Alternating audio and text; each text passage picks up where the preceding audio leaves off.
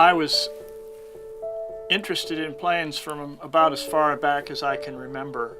My dad would travel on business trips, and every time he was away on a business trip for a couple of weeks, he would build a little aircraft model and bring it back, and I started hanging them from my bedroom ceiling. I've been drawing airplanes for also almost as long as I can remember, and I've always loved doing it.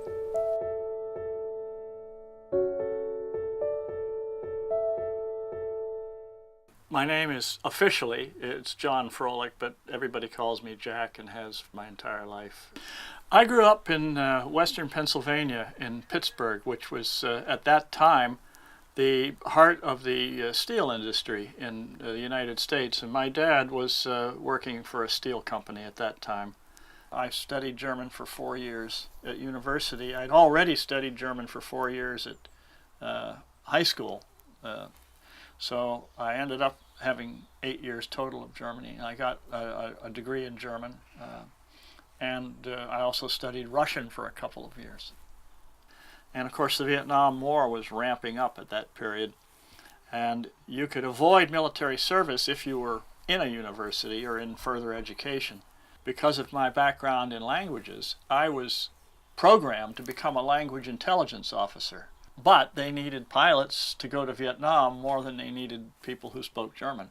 So they gave me the pilot aptitude test and also the pilot medical exam, and I passed both of those, and they offered me the chance to go to pilot training. And since I'd been an Aviation Anorak from the time I was born, just about, I jumped at the chance. I had never in a million years ever thought that I would ever get to actually fly an airplane. I loved airplanes. I had every airfix model you can think of, but it just wasn't something that I ever thought I would ever get to do.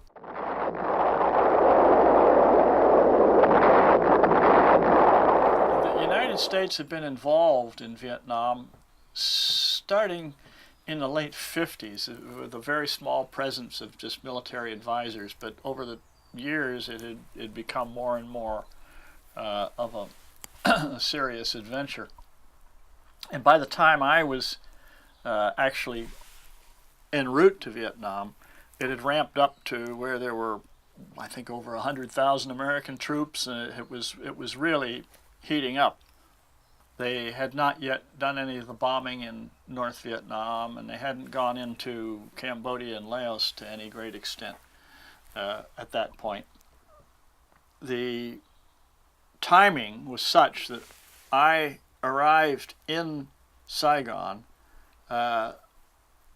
coincident with what's known as the Tet Offensive, February 1968, Tet being the Vietnamese New Year.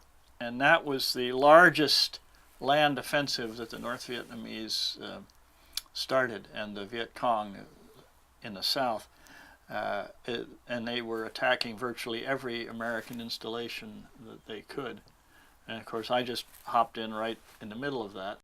The airplane itself was very, very pleasant to fly. It required a lot of attention because it wasn't overly stable. In other words, you couldn't set it up and then take your hands off. As soon as you took your hands off, it would just start slowly wandering one way or another. But that was a function of the maneuverability that it needed in order to do these landings on these really short strips. It was really just a carry-all. It was like a big two-engine pickup truck. We could carry anything that people wanted carried. But in my case, most of it was carrying passengers, civilian passengers, Vietnamese, mountain yard tribesmen, but we'd carry everything from toys to booze to steaks, you name it. We had one field in particular which was called Dock Peck, and the runway was about 2,000 feet long, not very long at all, and it required a great deal of skill because if you were just a few feet off the center line, you could clip a wingtip on the hills. The one incident that comes to mind was a fellow who was landing, and he got the left wing or the right wing down just a little bit too much and clipped the landing gear on the lip of the runway, and that tore the right wing off the airplane, and it flipped up on its side and just skidded down the center of the runway. But the only injury that occurred during that incident was the co-pilot had his hand hanging out the window when they touched down, and when the airplane flipped up, he broke his wrist. Everybody else on the airplane just unhooked themselves and walked out. I was underneath a low overcast flying at about 100 feet. Now the Caribou flew very slowly, and as I came around a turn, I saw a couple guys up on a sandbar up there, and I saw one of them reach back, and when somebody on the ground reaches back like that, you know they're pulling their rifle out. I could see him aim at me, and remember this is happening in kind of fairly slow motion, and he started firing at me, and as we're coming down, there was no place for me to go, so I couldn't veer off.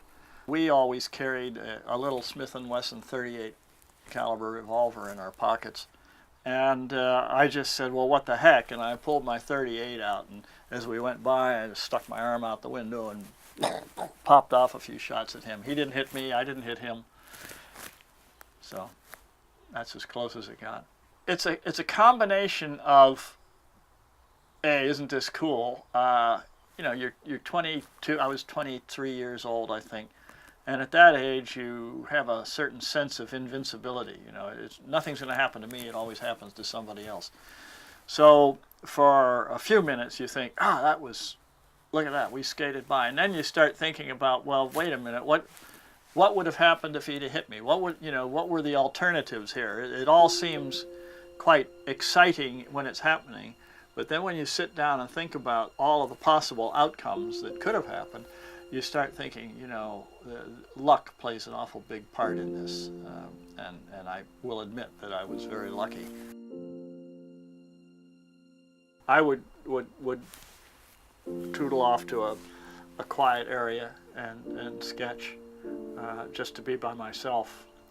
If I wasn't flying on a given day, I might go to the beach, and so I could sit there off on the rocks and sketch these old Japanese pillboxes and things like that, which gave me a chance to get away and be quiet and not have to talk to anybody and not have to socialize. Yeah, that was quite therapeutic.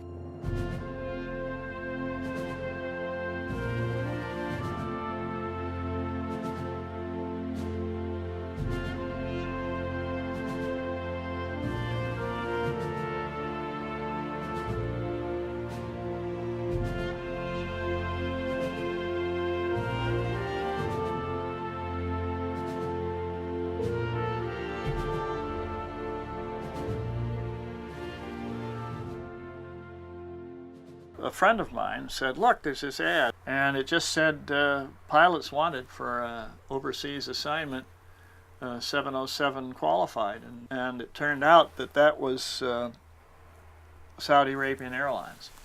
So I upstaked and moved to Jeddah in Saudi Arabia. You felt you'd made the big time because you were flying for a major airline. You're flying the latest equipment, modern jets and all that stuff. But the more modern and the more automated you get, the less you get hands-on flying. You know, I mean, a modern airplane today, say the 747, I'd fly it for the first 20 minutes and the last 20 minutes. The rest of the time it was on autopilot. It's a different world. I've always liked the hands-on flying, the bush flying side of things, and I missed that even when I was flying the 737 around the Saudi desert.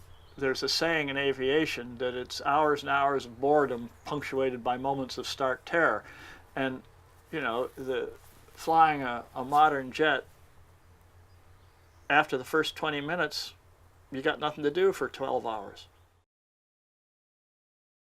I was up flying this little Stearman 2 weeks ago, and that's the first time I'd been into a light aircraft in over 5 years. And the first thing that hit me was, I miss this.